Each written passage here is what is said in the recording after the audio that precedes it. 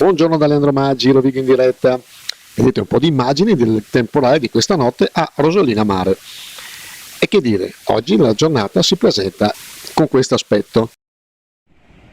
Una mattinata decisamente con pochissima gente, i bagni non hanno aperto gli ombrelloni.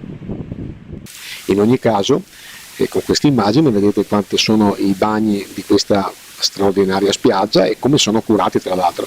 Chi ha girato un pochino in tutte le spiagge dell'Adriatico può decisamente affermare che le spiagge e i bagni di Rosolina Mare sono tra i più accoglienti, più spaziosi e sicuramente anche più puliti di tutto il litorale adriatico. Intanto gustiamoci queste immagini di questa giornata uggiosa, ma che ha sicuramente il suo fascino.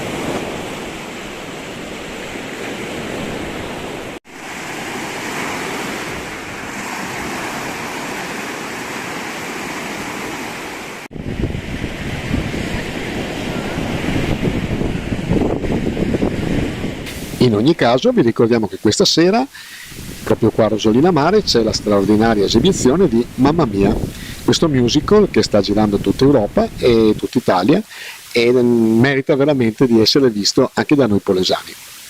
Ciao da Leandro Maggi, buona giornata!